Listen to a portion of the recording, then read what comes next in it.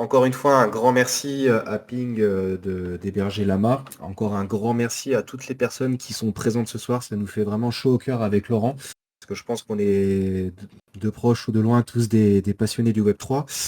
Et l'avantage, c'est justement qu'avec le projet 20 minutes, on est là pour démocratiser le Web3 et à faire en sorte que tous ensemble, on puisse rendre ce secteur tout simplement mainstream.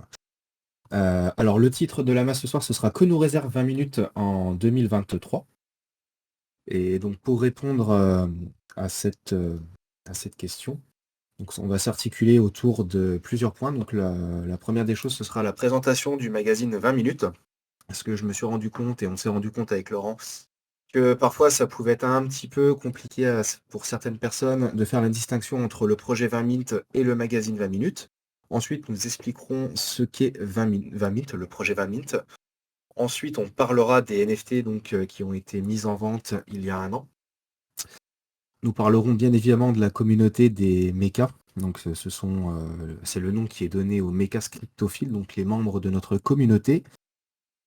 Ensuite, nous verrons ensemble quels sont les avantages à devenir mecha, donc à posséder un NFT chez nous, que bien évidemment il y en a. Et je pense que ça, certains ici présents le savent déjà. Comment nous animons notre communauté. Et ensuite, pour clôturer, nous répondrons à vos questions. Alors, est-ce que tout est clair pour tout le monde?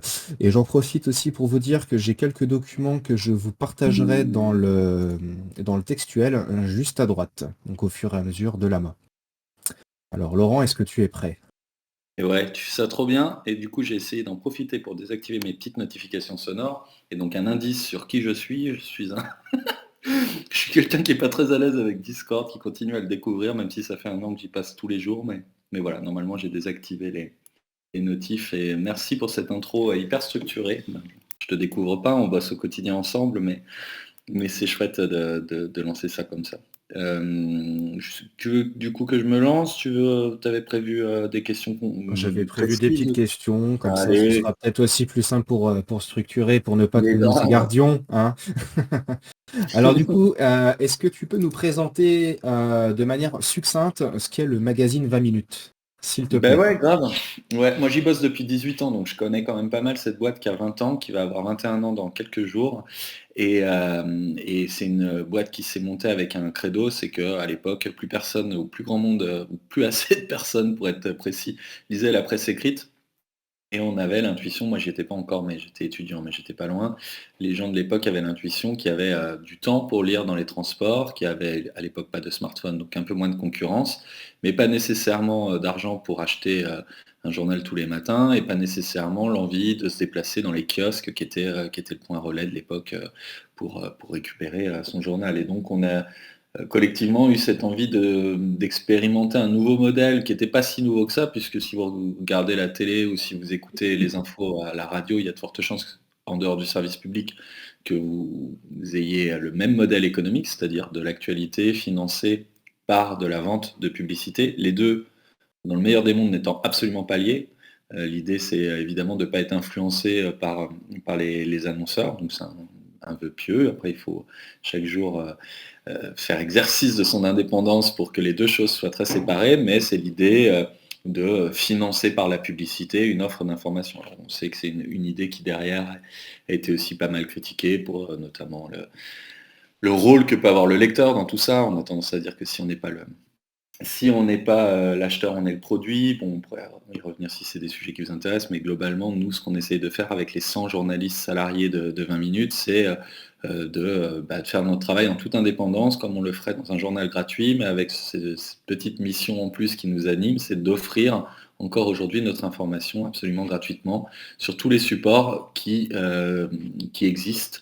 Donc on fait évidemment toujours un journal, alors il est plus quotidien, on le fait 3 fois par semaine, on ne le diffuse plus dans tous les endroits où on voulait le diffuser. Il se trouve que le papier coûte énormément cher, donc on doit à chaque fois s'adapter à nos ressources, puisqu'on n'est pas financé par un grand groupe, des gens qui vendent des armes ou qui font de la finance, hein.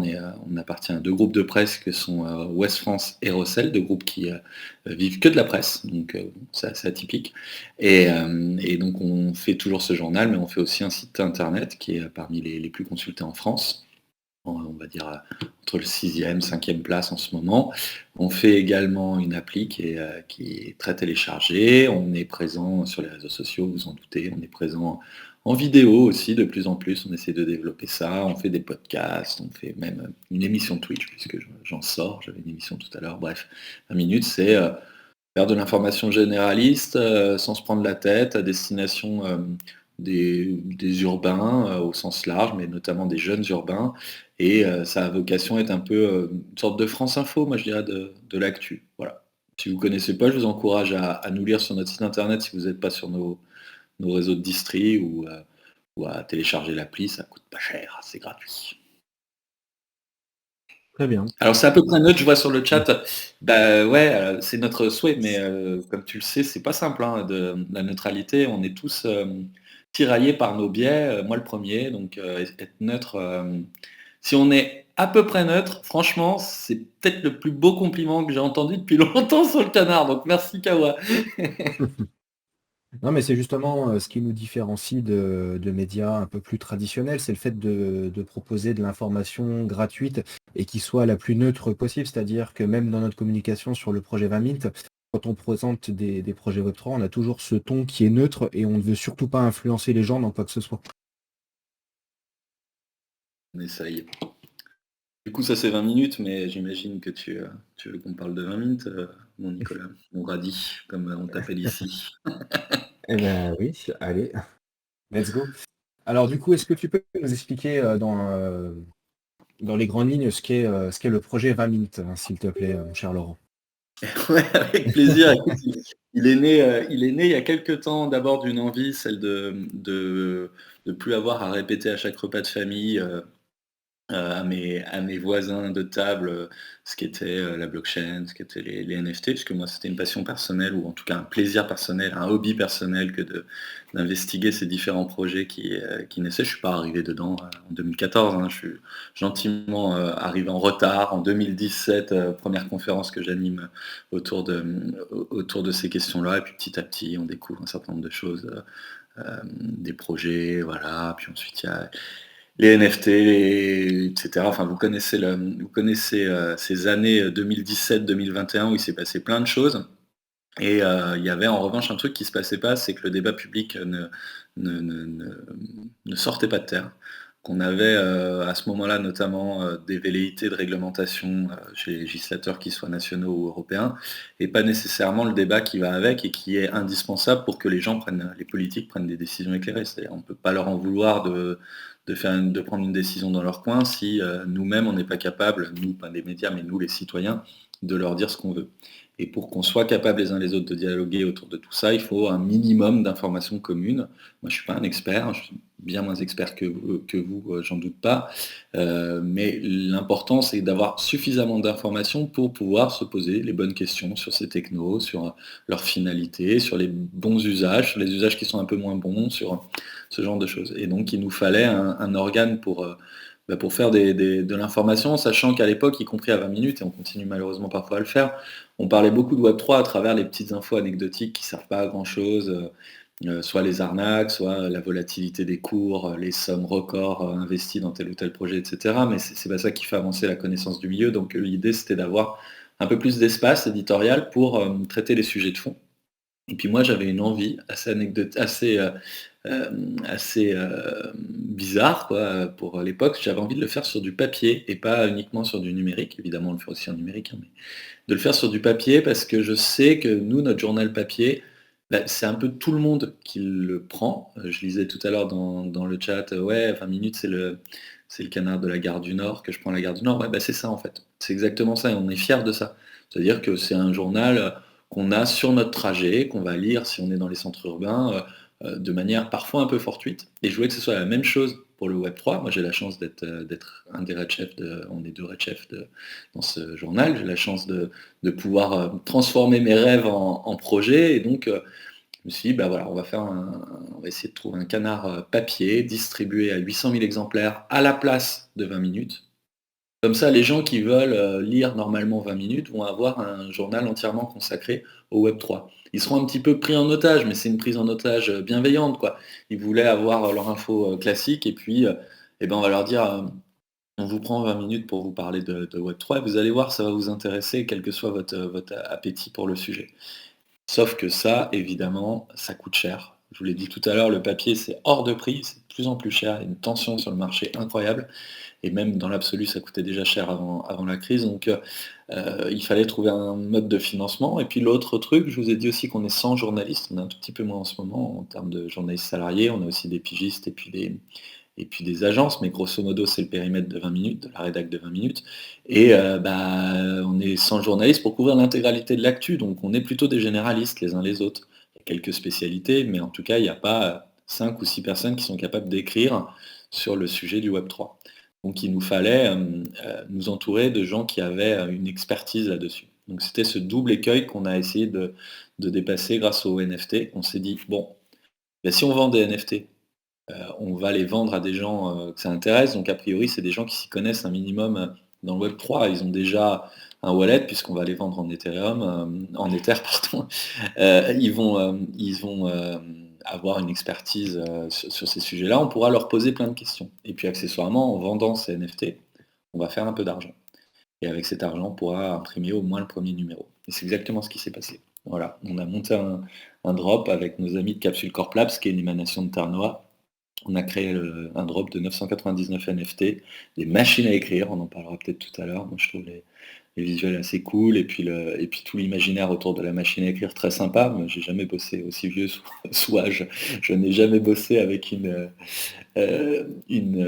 machine à écrire, mais je trouve ça quand même assez fun. Et puis, donc on a vendu ces machines à écrire, et dès que les personnes avaient leur NFT de machine à écrire, on les a encouragés à se réunir sur notre chat Discord, notre Discord et un chat privé qui leur était réservé, où on pouvait mener une sorte de conférence de rédaction. Et là, c'était le début de l'aventure qui nous a amené à publier le premier magazine. Mais là, je viens de faire un tout droit de Ça 5 fait un minutes. sacré saut là, hein. Et puis surtout, j'imagine que je vous ai un peu saoulé. Donc n'hésitez pas à m'interrompre, à me poser des questions. Oui, c'est censé être lu. Je ne sais pas si tu parles de 20 minutes. J'en ai déjà vu. Je connais pas les journaux papier, la petite. Ouais, bah ouais, c'est sûr que c'est assez anachronique les journaux papier. Mais moi j'y crois ça. En fait, le papier, ça a plein de vertus. Il y a un truc tout con, mais c'est quand tu lis du papier, t'es très peu perturbé en règle générale. Nous, on nous lit dans le métro, donc il faut quand même se mettre dans le contexte. Enfin, le métro ou le tram, etc. Il y a beaucoup de perturbations, mais dans l'absolu, à la différence d'un écran, t'as pas de notification qui arrive, t'as pas.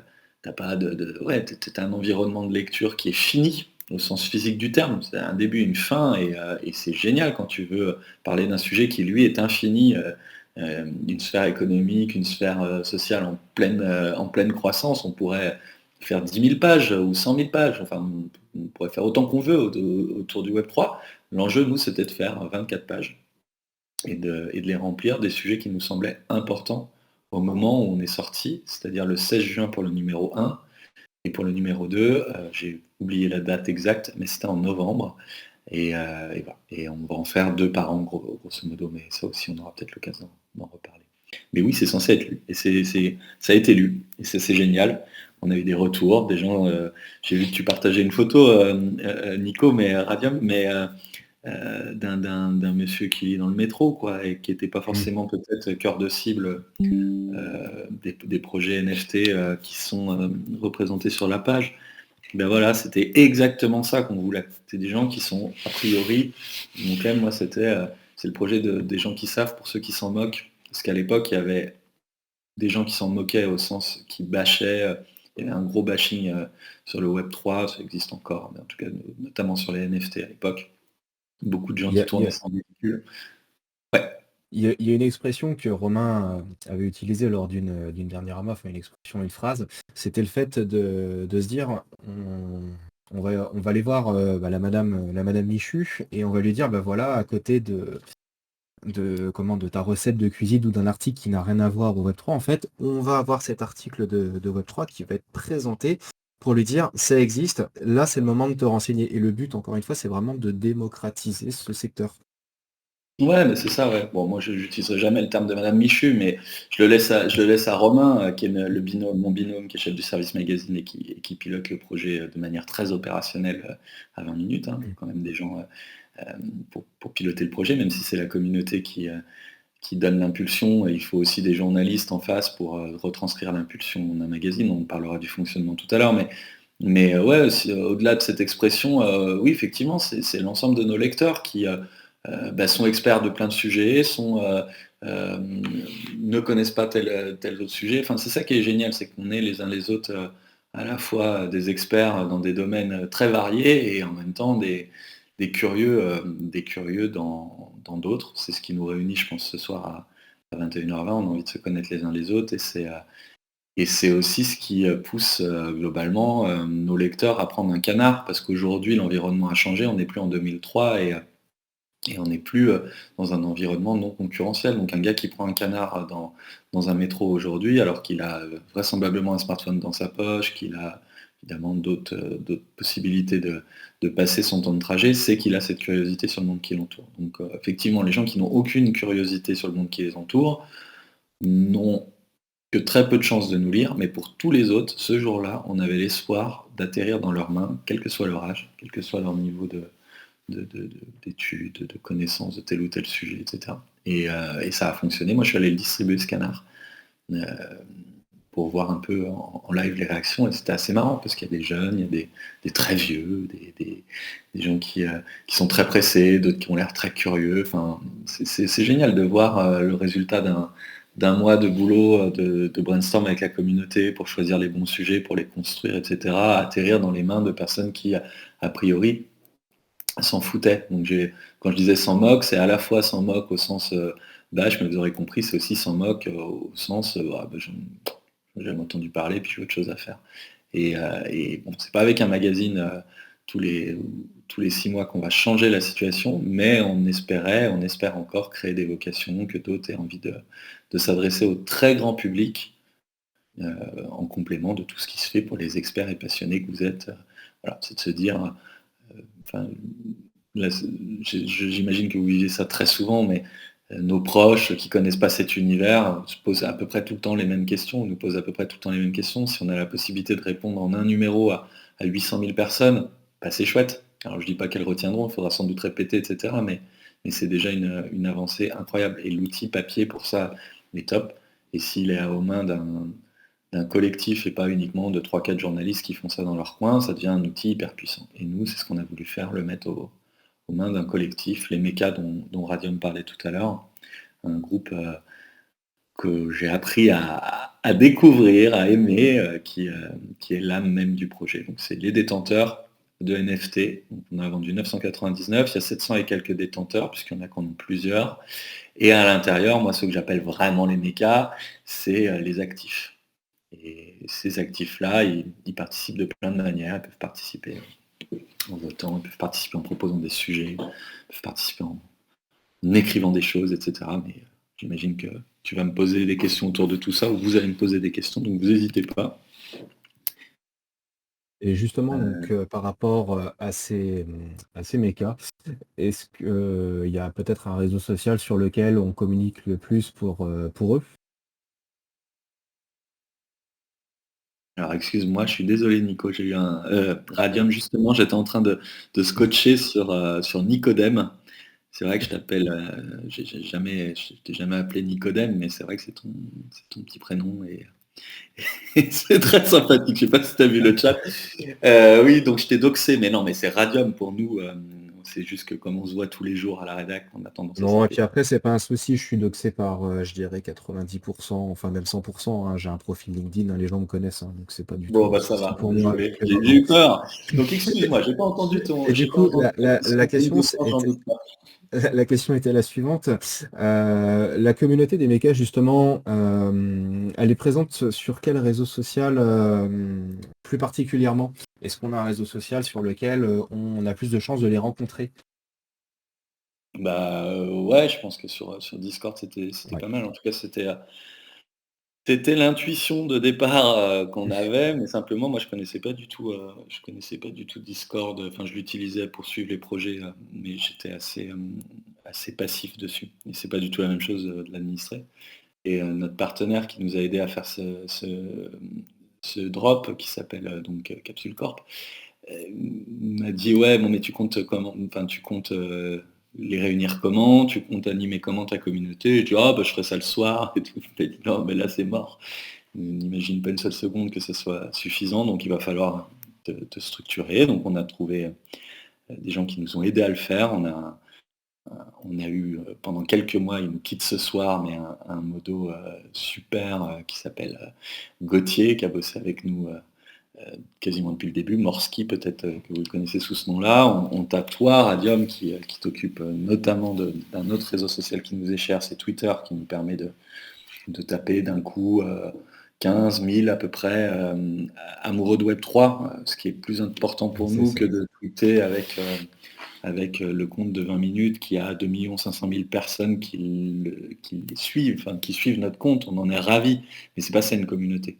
Communauté, c'est pas, 2 millions de personnes, qui, avec un peu de chance tombent sur les tweets, quoi. Donc, il y a une sorte d'entonnoir avec Twitter qui nous permet de battre le rappel, Discord qui nous permet vraiment à 30, 40, 50 d'animer le projet. Et puis, les rencontres, dans la vraie vie, in real life, qui nous permettent d'aller un peu plus loin, quoi, et d'apprendre à se connaître, parce que c'est vrai que, au tout début, il y avait un peu plus de méfiance qu'aujourd'hui, et c'était que des pseudos. On ne savait pas exactement ce qu'on pouvait attendre de la communauté. La communauté ne savait pas exactement à quel point on était sincère dans notre démarche Web3, et cetera. Donc en plus des réseaux sociaux, il y a besoin aussi de ces temps de rencontre. Là, on sort d'un week-end de NFT Paris, c'était l'occasion pour Romain de rencontrer une partie de la commu, enfin, une toute petite partie, hein, mais une petite partie, quand même. Et on essaye de profiter aussi de ces moments. Donc cet entonnoir, Twitter, enfin, journal, 800 000 exemplaires, le Twitter, 15 000 followers, Discord, 50 actifs, on va dire, et puis dans la vraie vie, des rencontres interpersonnelles à 2, 3, etc. C'est comme ça qu'on va à la rencontre de notre communauté. Voilà, donc c'est une communauté qui est vraiment très engagée et qui est là encore une fois dans le but de démocratiser le Web3. J'insiste vraiment là-dessus parce que on n'a pas pour vocation à travers notre communauté de vendre des NFT, hein. Là-dessus, je voudrais être très clair aussi parce qu'il y a beaucoup de personnes en fait qui nous ont demandé mais comment est-ce que je peux faire de l'argent grâce au projet 20 Mint? Et à ces personnes-là, on leur dit le but, ce n'est pas de faire de l'argent, le but, c'est d'acquérir une machine à écrire, donc un typewriter, pour pouvoir bénéficier des avantages que l'on offre à notre communauté via Discord, donc via donc, pour les mécas cryptophiles.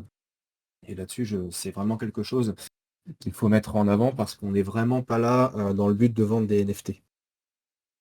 Bah, nous, en fait, ils ont déjà été vendus, donc après, moi, c'était hyper important à un moment de faire la retape, et je l'ai fait, et d'ailleurs, enfin, vous connaissez cet univers-là mieux que moi, mais c'était un peu une des périodes les plus angoissantes, réussir son drop au-delà du chiffre, il fallait en vendre 999, et cetera. Mais il y a aussi, la peur de surpromettre, parce qu'on arrive à un moment d'un projet, qui est encore enfin, c'est très tôt dans la vie du projet, on ne sait pas exactement ce qu'on sera capable de faire. Il faut quand même donner envie aux gens de nous rejoindre, et on a un peu que notre gueule à leur proposer, quoi. On fait, une roadmap, on annonce un certain nombre de choses, en espérant qu'on sera vraiment en mesure de les délivrer. Du coup, il faut être honnête, mais quand même suffisamment confiant pour que les gens se disent: «Ouais, il m'a l'air sympathique, mais je vais pas lui filer, 0,1 ETH pour, juste voir s'il est capable de le faire». Donc cette période-là est passée, j'en suis ravi. J'ai plus de promesses à faire, pour attirer du monde. Il y a un marché secondaire, si vous cherchez une machine, vous en trouvez une, et c'est que vous l'achetez à quelqu'un qui, plus spécialement envie d'être dans le projet, donc tout le monde est content, c'est parfait, voilà. Mais moi, dans l'absolu, j'ai pas spécialement envie, et ça répondra du coup à la question de, de Demetra. J'ai pas forcément envie de passer mes soirées à essayer de vendre des choses. On va pas refaire de mint, en tout cas pas de mint payant, pour répondre à une autre question qui était dans l'AMA, question, quoi. Simplement, venir là ce soir pour moi, et c'est pour ça que j'espère que ce sera pas trop unidirectionnel et que je vais arrêter de tenir le crachoir assez vite, c'est comprendre aussi, vous, ce qui peut vous intéresser dans un projet comme ça, parce qu'on a envie de refléter dans nos pages, un peu mieux la communauté qui nous entoure, et les gens qui utilisent, les technologies liées à la blockchain. En fait, c'est ça, moi, mon intention, c'est de mettre en relation via un journal, via un site, etc., via des émissions sur Twitch, des gens qui sont des experts ou des utilisateurs chevronnés de cet univers-là, et des gens qui voudraient faire leur premier pas ou simplement se renseigner pour se faire un avis éclairé et pas uniquement des réflexions à l'emporte-pièce sur ce que sont les NFT, les cryptos, même le métavers, qui est aussi un sujet qui nous intéresse et qu'on associe au Web3, même si c'est pas nécessairement associé. Bref, donc c'est aussi ça, nous, pour nous, le but de ce soir, c'est de discuter. Donc j'espère, enfin, on peut le faire, on peut continuer de le faire comme ça de manière un peu asymétrique, quoi, où nous on parle beaucoup, mais moi je préférerais voilà, vous avoir en dialogue, ou savoir ce qui vous intéresse. Je ne sais pas si vous avez eu l'occasion de voir le journal 20 minutes papier ou en PDF.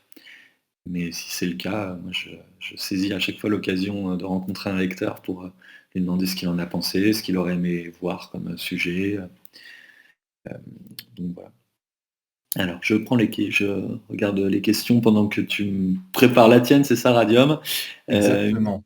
vision hors France du journal papier. Alors là, je ne sais pas à quoi ça fait référence, c'est peut-être une discussion qui a commencé plus haut. C'est Radi, l'œil de Sauron, bah ouais.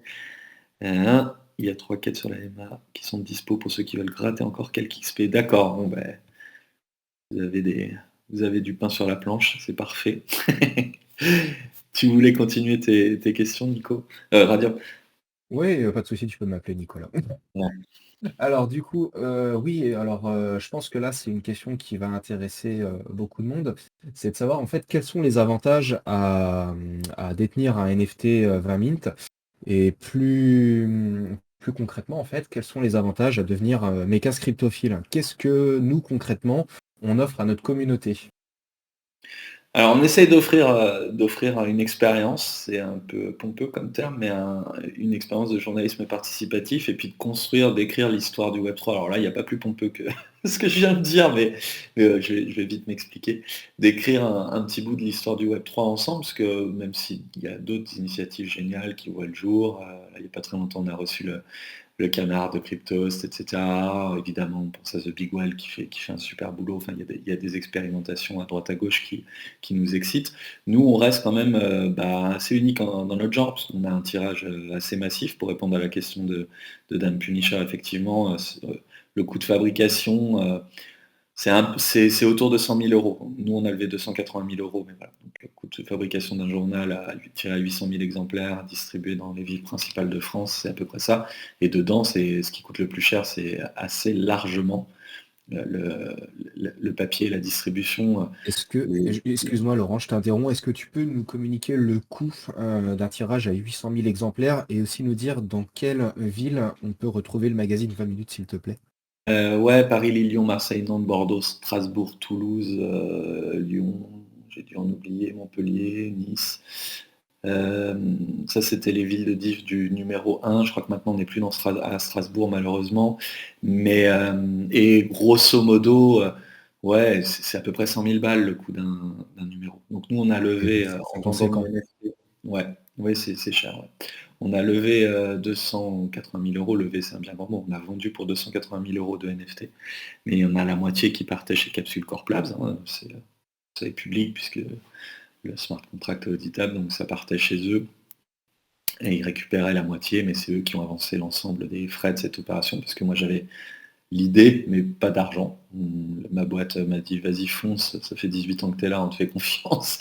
Mais en revanche, on n'a pas d'argent à mettre là-dedans pour info, pour mémoire, pour ceux qui connaissent l'aventure de 20 minutes, on était dans une période un peu difficile au sortir du Covid, on était en plan social, etc. Donc c'était pas forcément le moment de dépenser de l'argent, on préférait que ça aille aux personnes qui malheureusement ne pouvaient pas rester dans la boîte. Donc voilà, on a trouvé cet agreement avec nos amis de Capsule Corp, et puis ça s'est bien passé. Donc voilà pour la partie financière, et pour répondre donc à la question sur ce que ça apporte, ça apporte le fait d'écrire, d'être un de ceux qui construisent cette expérience assez unique. Donc très clairement, on est sur un profil de détenteur qui n'est pas spécialement intéressé par le profit, comme tu le rappelais, Radium. On est sur des gens qui veulent informer, gratuitement d'autres personnes en y allant de leur poche, puisque c'était ça le deal de départ. Eux ont acheté un NFT, ça leur a coûté 0,1 ETH quand même, hein, c'était pas rien. À l'époque, en plus, l'ETH était assez élevé. Et, ça leur donnait le droit de travailler gratuitement. Enfin voilà, on était quand même sur un deal qui, vu de l'extérieur, semble pas du tout, pas du tout alléchant. Au final, je crois que ça les a bien fait marrer, parce qu'ils ont pris le pouvoir progressivement sur ce canard et se sont confrontés aux exigences d'un magazine très grand public. Donc avoir des sujets qui parlent à tout le monde, essayer de donner le point de vue le plus impartial possible, le plus neutre, pour reprendre le terme de Kawa tout à l'heure.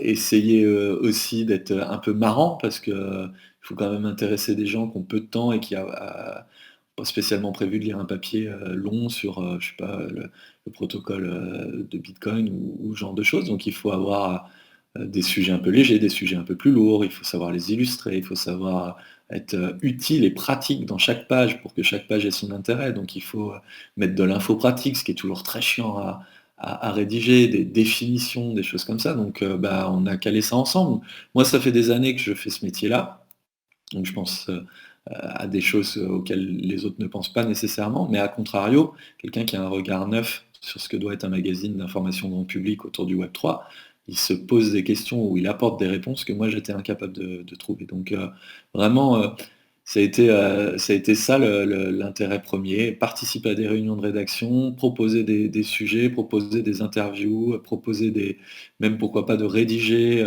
On a quelqu'un qui a rédigé une nouvelle qui a été publiée dans le journal, on a une autre personne qui a fait une sorte de grand dessin, un sketch note qui expliquait les utilités des NFT. On a une personne qui a un méca qui a une boîte qui fait de la 3D, qui nous a fait une machine à écrire en 3D, tout ça pour le plaisir d'offrir au final, d'offrir au lecteur un truc sympa qui les motive, etc. Donc ça, c'est la première utilité, la principale, et c'est la seule bonne raison pour nous rejoindre. Voilà. Si ce point-là vous fait pas marrer, ça va pas, à mon avis, être le projet du siècle pour vous, 20 Mint.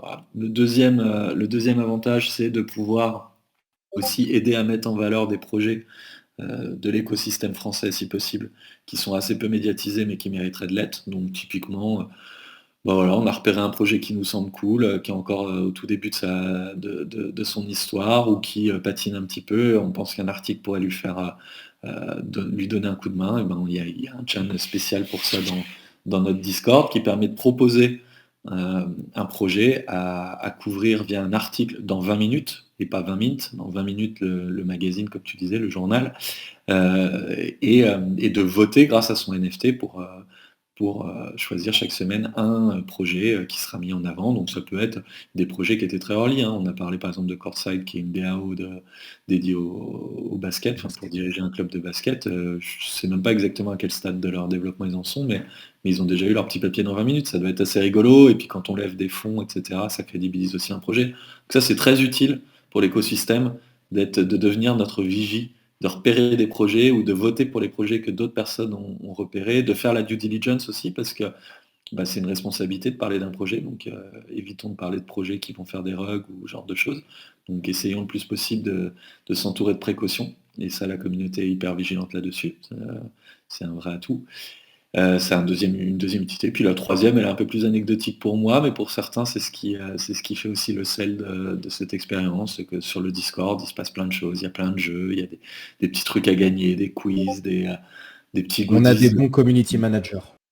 Ouais, on en a plus qu'un maintenant, tu sais. Gauthier nous a quittés ce soir, là, il fait ses adieux Ah, dans l'heure, là, à la fin février. J'espère qu'il va revenir, j'espère que c'est que des au revoir, mais voilà. Mais en tout cas, oui, c'est sûr qu'il y a une vraie interaction avec les CM et les modos, et c'est un truc un peu inattendu dans tout ça. Moi, j'étais très sérieux dans mon approche. On va se faire euh, des réunions de rédac, on va bosser des sujets, Mais oui, mais au final, une communauté, c'est aussi une vie de famille ou une vie de communauté. Il y a des temps faibles où on n'est pas en train de préparer un journal, c'est le cas en ce moment. Et donc, il faut animer, il faut que la communauté soit la plus sympa possible, la plus rigolote, qu'elle ait envie de se voir sans nous, que nous, on devienne un petit peu anecdotique, que le journal soit presque anecdotique au final dans le fonctionnement pour la plupart du temps. C'est ce qui est en train de se produire. Mais je redis quand même, parce que c'est important, la première motivation pour nous rejoindre, c'est d'avoir envie de faire un journal. Aujourd'hui, acheter une machine, ça coûte à peu près, en argent réel, pour Internet Magic Money, c'est 100 balles quoi, à peu près, peut-être un peu moins. Donc bah, c'est quand même une somme, donc s'il y a pas de plaisir à imaginer un journal, ou à travailler au contenu d'un canard, bon, il faut pas le faire. Et oui, canard, excellente, On s'est trompé de définition dans projet. le excellente étymologie, je vois que vous êtes des lettrés.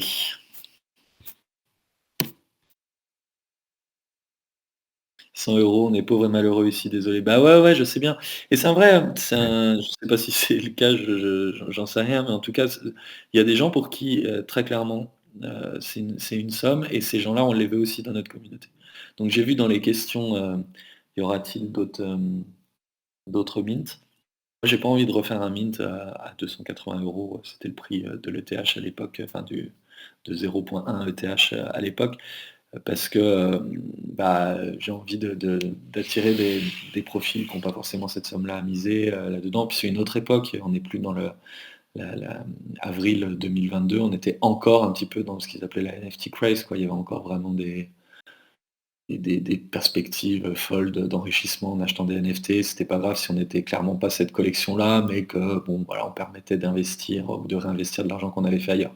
Les temps ont un peu changé, c'est ça mieux que moi, mais Heu, en même temps, si on fait des NFT gratuits qui donnent droit aux mêmes choses, c'est clairement une douille pour ceux qui ont déjà acheté leur NFT, et qui le gardent, donc c'est évidemment pas ce qu'on va faire. Donc il faut trouver des méthodes pour, peut-être, intégrer davantage de monde, en faire gagner à des gens qui seraient très intéressés par le projet, mais qui n'auraient pas les moyens de nous rejoindre. Enfin bref, c'est les petits axes sur lesquels on bosse.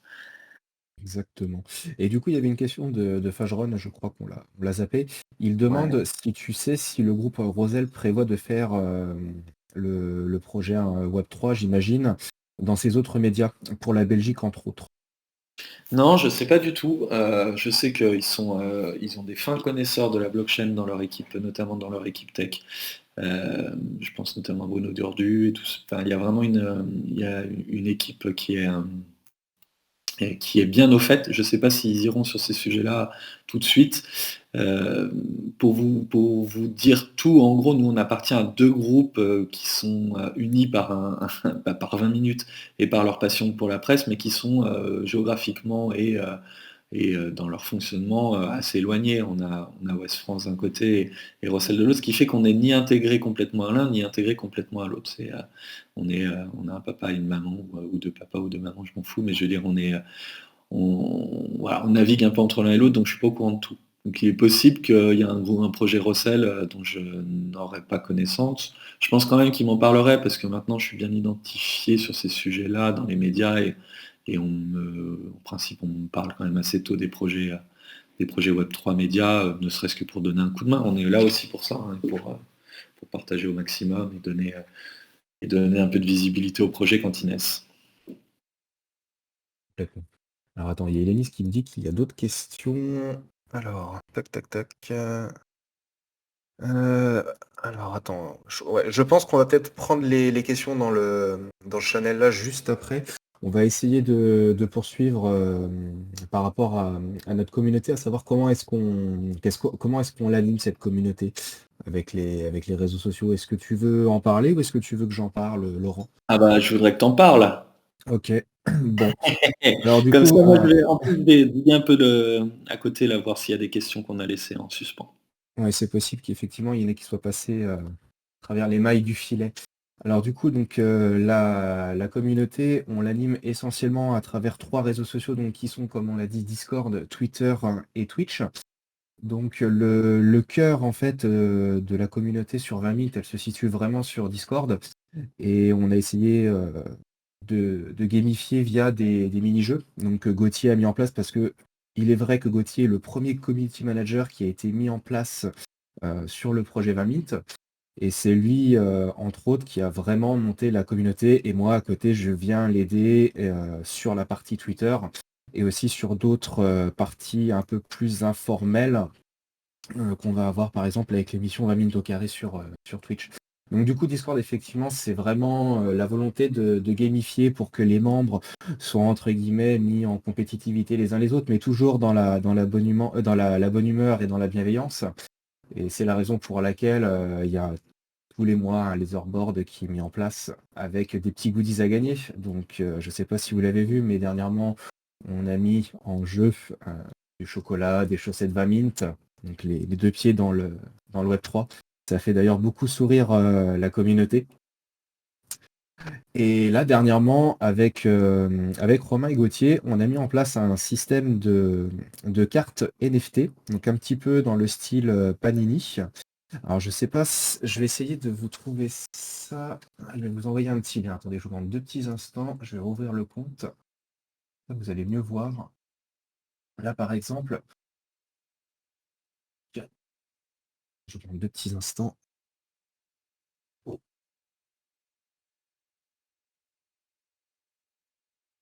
donc voilà. Donc, ce sont des cartes qui sont sous cette forme. Et les intervenants ainsi que les membres du staff vous avez les têtes dessus.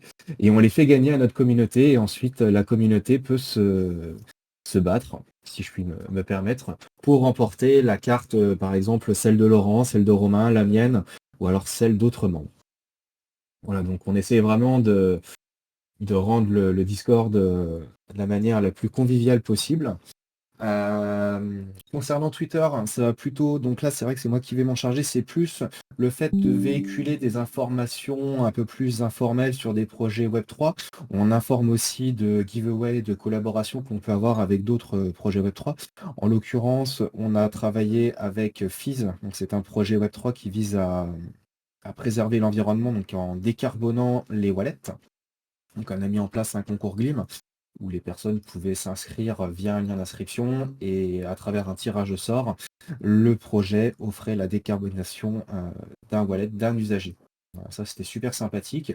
Et pour les personnes qui étaient présentes à la NFT Paris, on a aussi fait un giveaway avec les Smurfs où je crois de mémoire qu'il y avait 20 personnes qui pouvaient remporter une loot box pour pouvoir jouer et tester le jeu. Donc c'était vraiment super, ça a été super bien reçu par la communauté.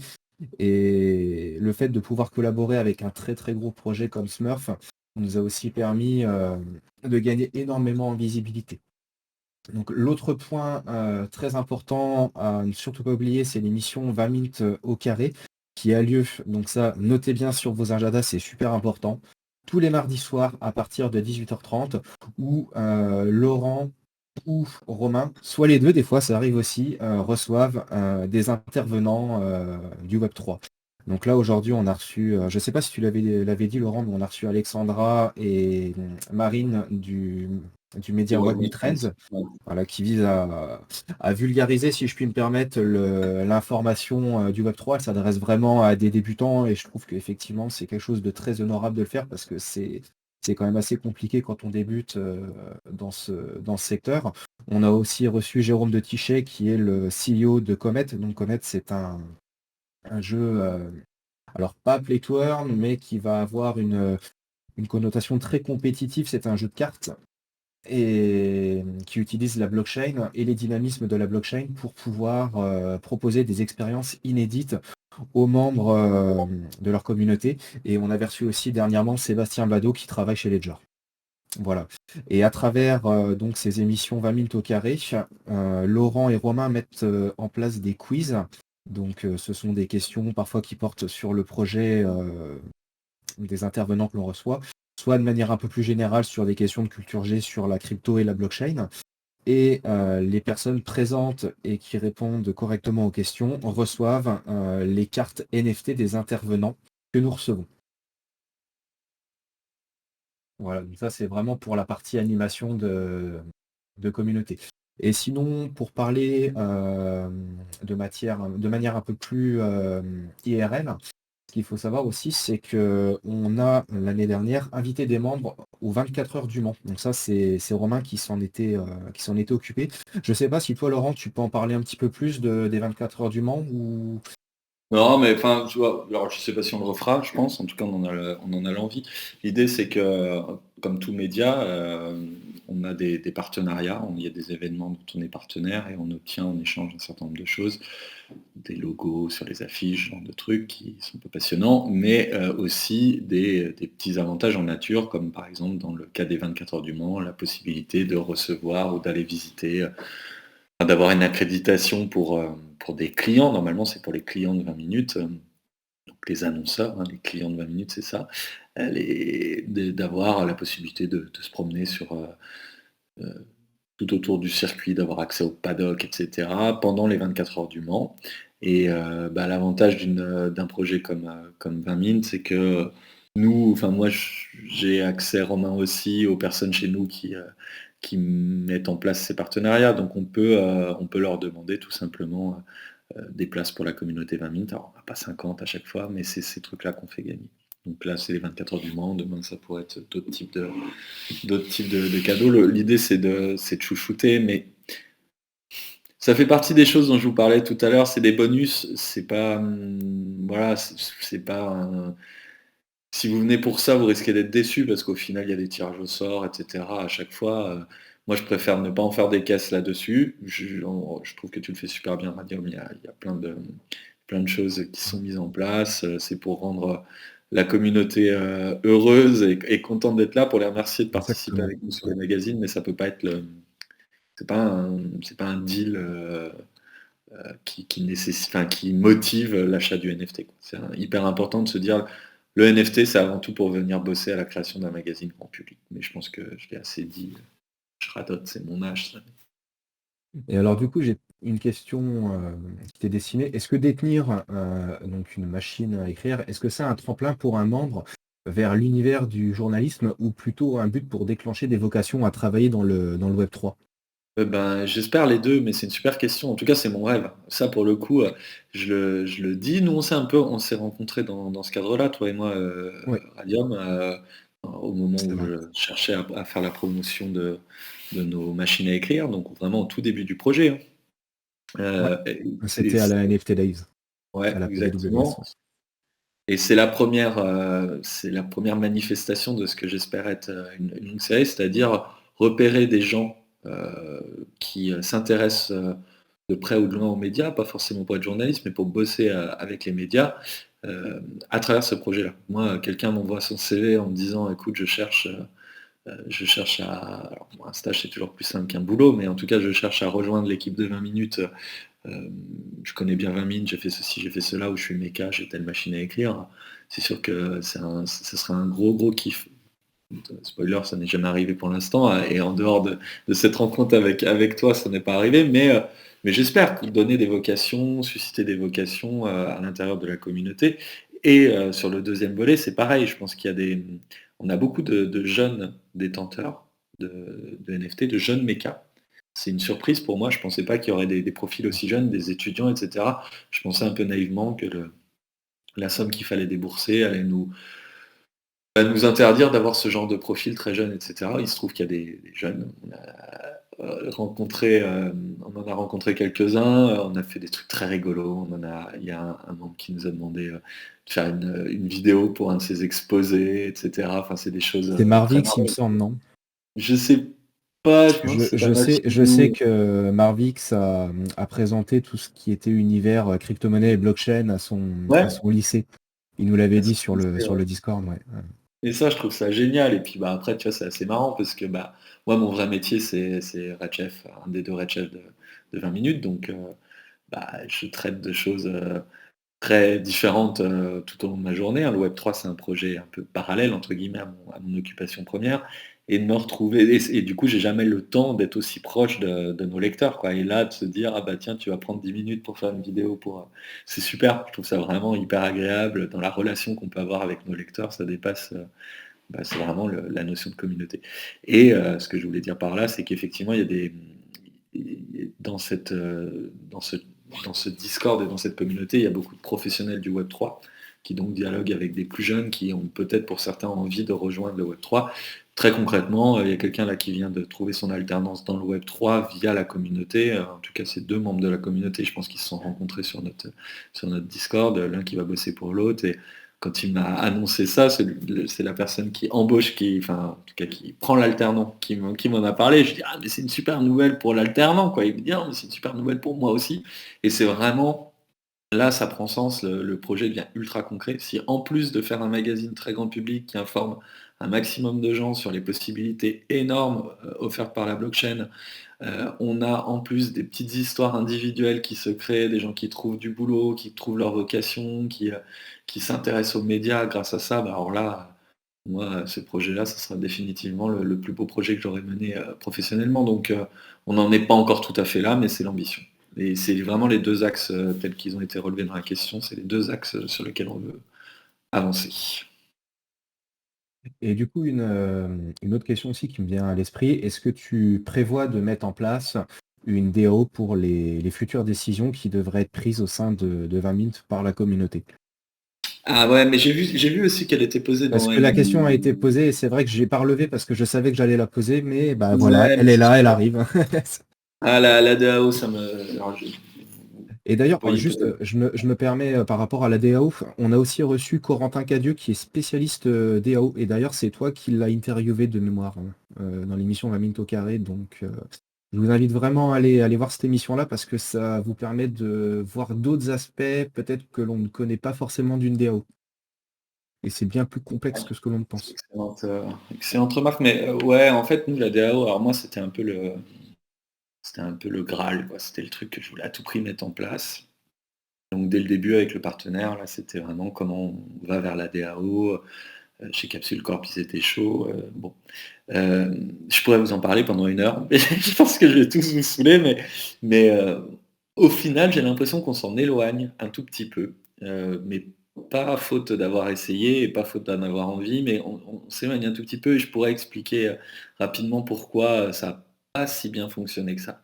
En fait, la DAO, derrière la DAO, pour moi, l'idée c'était surtout d'avoir une gouvernance décentralisée, numérique, et ça me semblait être la manière la plus simple de la gérer avec des votes on-chain et puis des contrats de plus en plus élaborés qui rendaient irrévocable la décision prise par ces fameux votes. Enfin bon, voilà, principe d'une DAO, quoi. Et ça suppose pas mal de trucs. Ça suppose déjà d'être en mesure de coder ces contrats-là, c'est un peu de coût, mais ça, à la limite, on pouvait les supporter. Ça suppose aussi une vraie participation et un vrai appétit pour la communauté. Que ça, on a pu le mesurer en commençant à implémenter des votes on-chain via Snapshot, pardon, j'ai un trou de mémoire. Donc on a commencé à organiser nos votes via Snapshot pour en avoir une meilleure traçabilité, pour pouvoir aussi pondérer en fonction du nombre de machines détenues le poids de chaque votant. Euh, C'était quand même, ça me semblait bien mieux que Discord, où on avait simplement un bot, un collab-land pour vérifier qu'on avait bien le NFT, et puis après, chacun se débrouillait, et un membre égale un vote, qu'il ait, comme moi, 18 machines ou qu'il en ait qu'une. Bon, c'est une autre idée de la démocratie, ça peut être pas mal, mais ça me semblait moins bien foutu. Au final, la communauté nous a demandé d'arrêter de faire Snapshot et de revenir sur le Discord parce que une interface de plus, un endroit de plus où aller, le Discord c'est là où il passe du temps, ça va vite, il vote avec des pouces ou avec des numéros sous telle et telle proposition. Et c'est vrai qu'on n'est pas en train d'élire le président des États-Unis ou de la France, on est en train de voter pour tel ou tel intervenant dans l'émission, ou tel projet mis en valeur dans les pages. Bon, en termes de sécurité, quand bien même il y aurait quelqu'un qui voterait 2 fois, c'est pas la fin du monde. Voilà. Donc ça, c'est un deuxième élément, l'appétit pour les solutions techniques de mise en place de la DAO est finalement assez limité dans notre communauté. Et on avait une participation, ça répond à une des questions qui était posée dans le chat, on avait une participation de moins de 5% des détenteurs pour les votes. C'est très faible. Très faible. C'est convergent avec ce qu'on me dit sur d'autres DAO, mais ça me rassure qu'à moitié. Enfin, c'est pas parce que c'est partout pareil que c'est bien en termes de gouvernance, aussi peu de personnes qui votent. Et puis le troisième prérequis pour une DAO qui fonctionne bien dans une boîte, en tout cas en termes de gouvernance, c'est d'avoir une vraie délégation de pouvoir. Et c'est vrai que pour un projet, je vous parlais tout à l'heure de Courtside, c'est un projet, c'est une DAO native.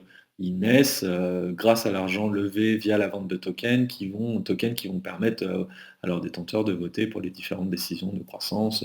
C'est un projet très très classique. On a présenté il n'y a pas très longtemps Heroes, qui est la même chose pour une écurie d'e-sport montée par Rémi Bompard, etc. C'est des choses très simples quand on est DAO from scratch. Mais nous, on est une boîte à capitaliser. Je vous ai parlé de nos actionnaires tout à l'heure. Ils ont mis 60 millions d'euros dans la machine. Ils prennent des décisions parce qu'ils sont chez eux, c'est leur boîte. Donc même s'ils délèguent une petite partie de leur autorité aux opérationnels comme moi, et que moi-même ensuite je délègue ma petite autorité aux détenteurs de la machine, on parle quand même d'arpent de pouvoir vis-à-vis de l'immensité des décisions qui sont à prendre, quoi. C'est des tout petites décisions, des micro-décisions, donc c'est une DAO, c'est pas de la vraie gouvernance. Et malheureusement, ça ne peut pas aller plus loin, puisque sauf à racheter aux actionnaires le projet 20 Mint en leur disant nous détenteurs des machines à écrire, et je m'inclus dedans puisque j'en ai, on met plus d'argent, on rachète l'indépendance de 20 Mint et on va faire notre magazine tout seul, et du coup là on pourra faire vraiment une DAO. Sauf à faire ça, ce qui n'arrivera pas, hein, je vous le dis tout net, c'est compliqué d'avoir une vraie gouvernance décentralisée. Donc ce rêve de départ, qui est un rêve journalistique, moi je trouve le mouvement coopératif depuis le 19e siècle absolument merveilleux, inspirant, etc. Et de le voir décliner à la sauce blockchain, c'est un truc qui m'excite au plus haut point. Et bien en fait, en mettant les mains dedans, je me rends compte que c'est pas forcément très bien adapté à ce projet-là.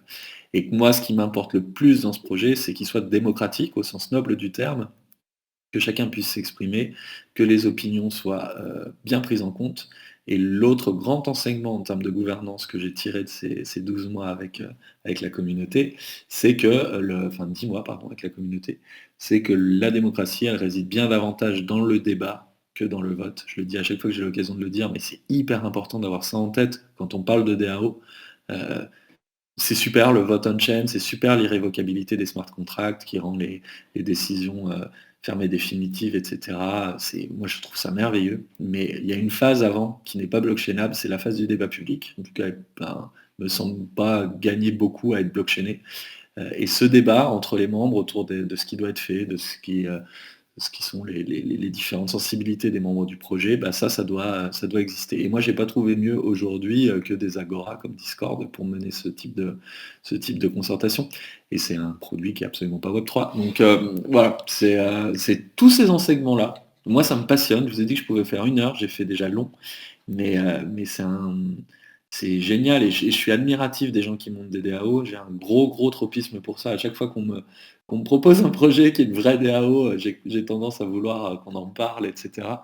Euh, mais je ne vois pas de boîte du monde classique, comme c'est le cas de 20 minutes, qui basculent ou rendent le pouvoir à leur communauté via une DAO de manière progressive et efficace, etc. Ça, j'en ai pas en tête. Mais si vous en avez, moi, ça m'intéresse.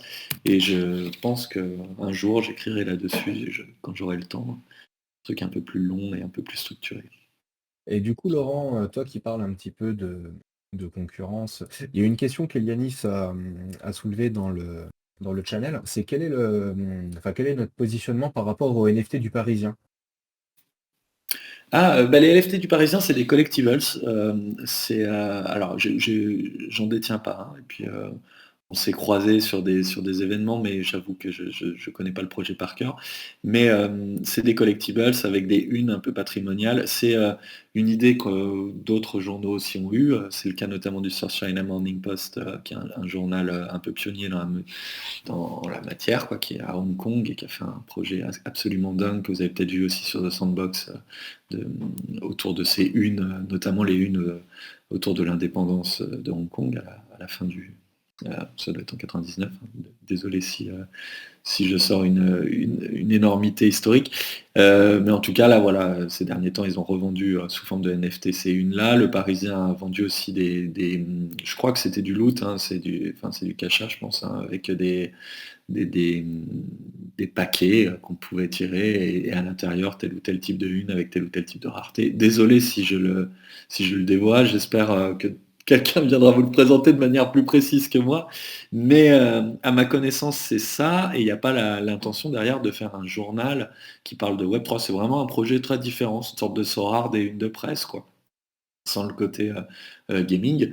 Et en revanche, avec tout ce qu'apporte le Parisien au paysage médiatique depuis sa création, hein. C'est un journal quand même patrimonial, un journal hyper important pour l'histoire des médias français. Donc évidemment, c'est des unes aussi qui font date. Donc ça peut, je me doute qu'il y a des gens qui sont ravis de collectionner une une, je sais pas, par exemple de la victoire des Bleus en 98, selon ses appétits politiques, de la victoire de Mitterrand en 81, etc. Enfin, j'imagine que c'était le type de une qui était en vente.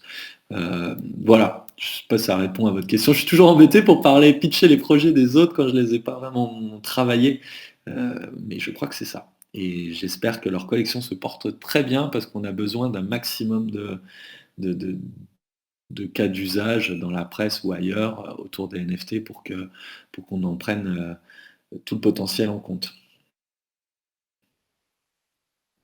Et du coup, j'ai aussi une dernière question. Comment se positionne 20 Mint par rapport aux problématiques liées au play to earn? Eh bien, pas de, pas de position a priori, quoi, hein. On n'est pas évidemment pas hostile. On reçoit beaucoup de projets de play to earn dans 20 minutes au carré. On en a peut-être un peu moins parlé dans 20 minutes. Donc 20 minutes au carré, c'est notre émission Twitch du mardi soir. Et 20 minutes, c'est le magazine. On en a peut-être un petit peu moins parlé. Si, je crois qu'on avait une page sur le play to earn. Je pense qu'il y a eu un. Maintenant, ça semble assez lointain, mais il y a eu un moment aussi où il faisait partie de ces projets qu'on bâchait un peu à droite à gauche. On mettait tous les projets dans le même sac. Je trouvais ça un peu dommage. Il y a plein d'initiatives hyper intéressantes. Il y a aussi un regard critique pour répondre à la question. C'est dans le bon sens du terme. Critique, c'est se demander, c'est poser toutes les questions qui nous viennent en tête sur ces projets. En quoi est-ce qu'ils sont différents des projets, notamment tout ce qui est gaming. Moi, une question que je pose un peu systématiquement. Qu'est-ce que ça veut dire détenir son jeu? Parce que c'est quand même globalement l'argumentaire que nous donne toujours le porteur de projet qui pitch. C'est oui, voilà, si on parlait de Sorare tout à l'heure, j'ai fait MPG, mais vous détenez réellement vos joueurs. Mais en fait, voilà, on se pose la question de ce qu'on détient réellement. Oui, les cartes sont interopérables, mais enfin, dans les faits, je ne vais pas aller jouer avec ces cartes-là dans un autre jeu. Donc si demain soir se casse la gueule, je détiens quoi? Je détiens des JPEG en quantité limitée. Euh, et bah, voilà, je détiens pas tant de choses que ça. Et ça, c'est vraiment un de nos positionnements, enfin une illustration concrète de notre positionnement. C'est-à-dire, c'est pas parce que c'est du play to earn qu'on va trouver que c'est génial, ou c'est pas parce que c'est du play to earn qu'on va trouver que c'est euh, absolument inintéressant, loin de là. Donc on essaye de soumettre les projets qui nous sont donnés avec, à la question, on les soumet à la question comme on disait à l'époque, et on essaye de voir un petit peu en quoi le projet est novateur, pourquoi les gens accrochent. Enfin, c'est pas à nous de dire si le projet a un On n'est intérêt pas là ou pour pas. juger. Ouais, exactement, mais c'est d'essayer de comprendre ce que ça apporte. Tu vois, on a eu le moment, vous l'avez connu aussi, quoi, quand Stephen cartonnait, moi, franchement, je recevais tous les jours ou tous les 2 jours un projet, c'est le Stephen de machin, c'est le Stephen des vélos, c'est le Stephen de la trottinette ou je ne sais quoi. Enfin, et en fait, enfin, ces analogies, elles servent pas les projets. Effectivement, sans doute pour des gens qui ont assez peu de temps à consacrer au projet, ils voient très vite où est-ce qu'ils nous positionnent. C'est comme, bah là, on prenait Sorare en exemple, les Sorare de machin, les Sorare du MMA.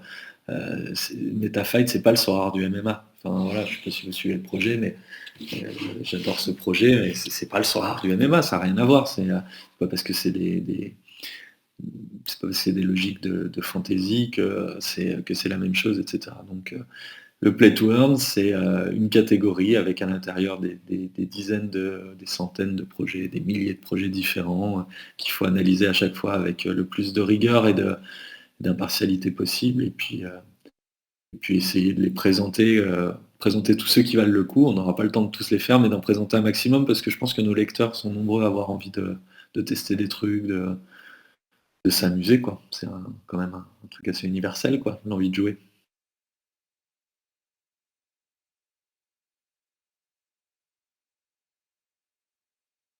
Très bien, bah écoute, je pense qu'on a fait le tour des questions, à moins que d'autres personnes en aient. Là, je suis en Alors, train je de... vois Ouais. Fageron demande à Laurent en quoi ce projet va pouvoir aider à améliorer la liberté de la presse quand on sait que les médias sont entre les mains des grandes fortunes du monde et une avancée vers la décentralisation de la presse.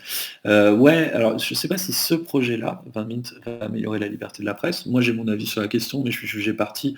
Moi, je pense qu'on contribue assez fortement à cette liberté-là parce que justement, on n'est pas détenu par les groupes dont tu parles et parce que d'expérience, alors ça c'est le truc le plus difficile à transmettre, mais en tout cas moi c'est ma conviction. Je pense que c'est pas tant le modèle économique qui garantit la liberté de la presse, c'est l'indépendance d'esprit des gens qui écrivent et qui dirigent ces journaux-là. Et au sein d'une même rédaction, il peut y avoir des gens très indépendants et des gens un petit peu moins indépendants. Et la liberté de la presse, selon l'adage, elle ne s'use que si on ne s'en sert pas ou que si on ne l'éprouve pas. Et donc il faut les uns les autres, quand on fait profession de retranscrire l'information, il faut l'exercer cette indépendance et puis se heurter à nos propres biais. Je dis bien biais et non pas bière pour reprendre une citation de tout à l'heure, mais ouais, voilà, il faut se méfier de nos propres dépendances. Hein. C'est pas uniquement les grandes fortunes du monde qui pèsent sur l'indépendance d'esprit, c'est aussi nos sources, nos convictions, nos amis, nos réseaux à qui on veut faire plaisir, les gens à qui on n'a pas envie de déplaire, etc. Donc c'est un sacerdoce de faire ce métier. Il faut en permanence euh, se poser la question, est-ce qu'on est suffisamment indépendant, est-ce qu'on est suffisamment impartial, etc. Et puis, il faut être humble, on ne l'est pas toujours. Voilà. Et une des choses merveilleuses, c'est que la presse et les médias sont nombreux et on a cette chance-là dans notre pays. Et il y a différentes sensibilités, différentes manières de traiter l'information. Alors on pourrait espérer qu'il y en ait plus, etc. Mais voilà, il y a en tout cas à la fois au sein de chacun organe des questions à se poser, et puis nous, dans nos consommations de citoyens de ces médias, il faut essayer le plus possible de lire des journaux différents. Voilà, faut pas lire que 20 minutes, faut pas lire que Libé, faut pas lire que Le Figaro, faut pas regarder que BFM, faut pas regarder que Canal, etc. Ça, c'est un point. Et ensuite, ce projet, donc 20 minutes, j'ai répondu, mais les projets Web3, moi, je pense que ça peut améliorer la liberté de la presse. Et si on voit des projets natifs Web3 se développer, je pense que ça apporterait beaucoup. Je pense à Rect, par exemple, qui fait un super boulot et qui est vraiment un projet natif Web3. Je pense à The Big Well, qui est né du constat que font Grégory et Raphaël, que dans les médias dans lesquels ils bossaient, ils ne pouvaient pas être pleinement indépendants. En tout cas, si j'ai bien compris, je ne veux là aussi pas leur prêter des propos qu'ils n'auraient pas tenus, mais si j'ai bien compris, ils ne se sentaient pas suffisamment libres dans les grands médias dans lesquels ils écrivaient. Ils ont monté le leur avec un mode de fonctionnement un peu différent, pas de publicité, un truc payant, de qualité, etc. Enfin, bref, moi je trouve que le Web3 donne un petit coup de fouet, ça pourrait être encore plus fort, hein, mais un petit coup de fouet au secteur et pourra servir cet objectif d'indépendance de la presse. Après, c'est mon point de vue. Hein. N'hésitez pas à me dire si vous pensez complètement différemment, c'est le genre de débat, il n'y a pas une vérité là-dessus. Hein. Moi, puis c'est plus un vœu. J'aimerais en tout cas que ça permette d'avancer vers une décentralisation de la presse. Et c'est vrai que c'est un enjeu. On se rappelle pas, enfin vous avez sans doute pour certains pas connu ça, j'ai l'impression, enfin je lisais un peu le chat, il y a des étudiants, etc. Mais moi j'ai connu les grands mouvements de concentration dans la presse dans les années 80, j'étais jeune, j'étais enfant, mais voilà, il y a eu un moment où on s'est dit merde, les journaux vont appartenir à trois personnes, quoi. Donc là, ne serait-ce que les possibilités de financement différents ouverts par la blockchain, ça peut nous aider à remettre un peu de diversité dans le paysage. Voilà. Je sais pas si ça répond à la question, j'espère. Alors, je pense que tu as bien répondu à la question, effectivement, oui. Alors, est-ce que vous avez d'autres questions?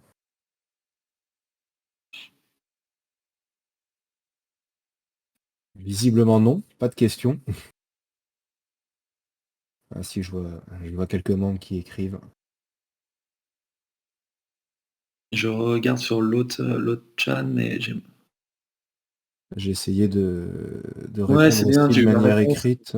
Ouais, Ouais. je connaissais pas, du coup je me demandais si vous étiez un journal type courrier international. Non, en fait, et puis les mécas, les détenteurs des NFT, ils écrivent un certain nombre de contenus, alors pas nécessairement les articles, parce que ouais, il y a une praxis, enfin, ça reste un métier, hein, journaliste, c'est pas, on n'envoie pas des fusées sur la Lune, mais il y a deux, trois règles à respecter, il y a Voilà, il y a des bonnes méthodes à appliquer, donc on essaie de garder, nous, la plume, nous, journalistes de 20 minutes, mais de travailler de concert avec la communauté. Voilà, donc en gros, quand tu as le NFT, tu te retrouves pas à écrire un article qui sera publié le lendemain dans le journal, mais tu contribues progressivement de manière de plus en plus forte à l'élaboration des articles. En fait, c'est une Hem, participation active à la rédaction. ouais, participation On active a à la ouais, rédaction. on a une question assez intéressante. Dante Mori: «J'ai retrouvé dans le Web3 les communautés natives d'internet comme il y a fort longtemps avec Caramel. Que recherche-t-on dans le Web3 d'un point de vue sociologique?»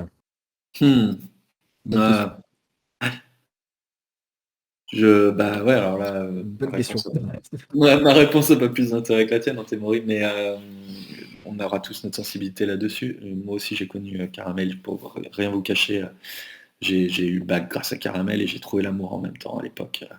Je cherchais je l'ai reperdu depuis, hein, mais spoiler, mais je vous raconte ma vie. Mais ouais, ouais, non, j'ai connu cette période Caramel, mais assez magique et où on se filait des coups, on se filait ce qu'on voulait. Enfin, il y avait un avant, un après. La différence avec le Web3, c'est qu'effectivement, on a déjà eu le grand apport du numérique dans nos vies sociales. Apport au sens neutre du terme, quoi. On a vécu ce bouleversement qu'est l'irruption du numérique dans notre vie sociale, l'abolissement des frontières, la capacité à trouver des gens sur des centres d'intérêt très réduits. Pour ceux qui n'ont pas connu le monde avant le numérique, trouver quelqu'un qui partageait sa passion pour le Web3, les NFT, les jeux, le play to earn, les sujets dont on a parlé là ce soir, sans le numérique, quand on habitait dans une petite ville notamment, c'était très compliqué. Vous alliez trouver 3 personnes qui partageaient votre, votre passion et puis c'était déjà énorme. Et puis peut-être que vous entendiez pas pour le reste, donc c'est pas rigolo. Le numérique, Web 1, Web 2, Web 3 a complètement rebattu ces cartes-là, a permis, des nouvelles sociabilisations, c'était très bien étudié, ça continue à l'être. Il y a des stratégies numériques enfin, constitution de sa sphère sociale, etc., qui sont nouvelles, qui sont d'ailleurs sans doute responsables d'un des sujets qui nous tient beaucoup à cœur à 20 minutes, c'est la fracture numérique. C'est-à-dire que quand on est né avant toutes ces formes de sociabilisation, avant même moi, hein, moi je suis né en 80, mais les gens qui sont nés encore avant, voilà, ils sont créés leurs réseaux amicaux avant que le numérique ne vienne les bouleverser tout ça, et donc c'est forcément un petit peu plus complexe de s'y adapter.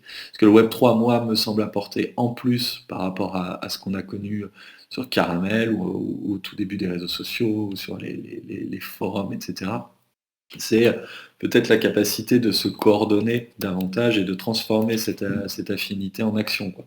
On n'est plus seulement capable de dire on va discuter parce qu'on a la même passion, mais on est capable de transformer cette passion en entreprise, association, entité qui serait qui fonctionnerait en DAO par exemple, ou qui en tout cas aurait une structure liée à la blockchain qui permet de créer quand même beaucoup plus rapidement sa boîte, son activité, de se répartir les profits, de se fixer des règles, etc. Ce qui était quand même encore assez compliqué. C'était simple de trouver un pote à l'autre bout du monde qui avait la même passion que soi pour le play to earn par exemple, mais bah, après, une fois qu'on avait bien discuté avec lui, qu'est-ce qu'on pouvait faire ensemble? C'était pas simple de se coordonner à distance, de monter, une structure avec les frontières juridiques et Là, je pense que c'est quand même beaucoup plus simple et on voit pas mal d'exemples de projets qui sont nés, de porteurs qui ne se sont jamais rencontrés en vrai, qui se sont jamais vus et ça, c'est quand même assez dingue quand on y réfléchit. C'est un tel changement, Il y a à aussi eu l'heure un gros bouleversement avec le full remote aussi, le fait de pouvoir travailler de manière hybride et de chez soi. ouais, ouais, carrément, qui est concomitant, qui est pas provoqué par le Web3, tu vois? Mais qui est concomitant à ce qu'on vit là et puis la crise, le Covid, fait changer aussi les mentalités. Enfin, il y a jamais, uniquement enfin, c'est jamais unicausal les modifications de société. C'est pas uniquement la technologie qui drive le changement de vie, quoi.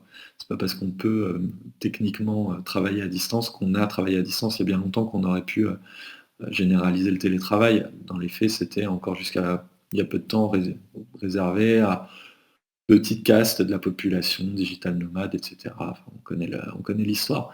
C'est aussi parce qu'il y a eu des bouleversements sociétaux plus lourds, imposés par la crise sanitaire, et cetera, que les mentalités ont changé en masse et qu'on s'est retrouvé à vraiment, voir, des structures comme ça en full remote, des boîtes qui ont des locaux plus petits que leurs effectifs, enfin des choses qui étaient impensables avant.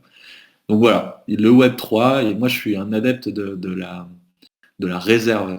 Quand on parle d'analyse, quand on essaie d'analyser l'impact des nouvelles techno, il faut jamais, jamais, surestimer le poids de la technologie. On a tendance, à idolâtrer un petit peu la techno et à se dire que puisque la blockchain permet par exemple la décentralisation, la société va se décentraliser. Non, c'est loin d'être fait. C'est vraiment loin d'être fait. C'est pas parce qu'on peut se réapproprier par exemple ces datas que les plateformes qui font commerce de nos données vont disparaître ou que majoritairement les gens vont adopter des solutions décentralisées ou de propriété individuelle des données. C'est pas parce qu'on peut imposer des solutions d'identité décentralisée qu'elles vont voir le jour. Il y a un fait social, et le fait social, il est nourri par la techno, mais il est aussi indépendant de la techno. Donc, ça, c'est passionnant, hein. Si le sujet vous botte, moi j'en parle, mais je préférerais vous écouter là-dessus.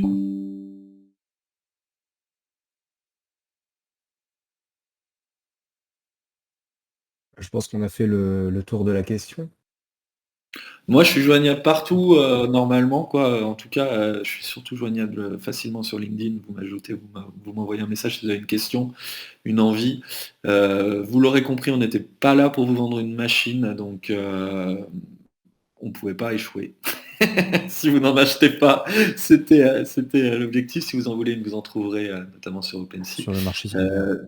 Si vous avez des projets à nous présenter parce que vous avez repéré tel et tel truc, n'hésitez pas, essayez, il y a une partie du Discord qui est ouvert à tous. Vous pouvez, discuter un petit peu, avec les mécas, essayer de leur présenter aussi vos projets. C'est le détenteur d'une machine à écrire qui a le droit de soumettre un projet au vote, donc il faudra convaincre, un de ces détenteurs, que le projet qui vous est cher mérite l'attention de la communauté. Mais voilà, mais c'est des choses qui se font assez régulièrement.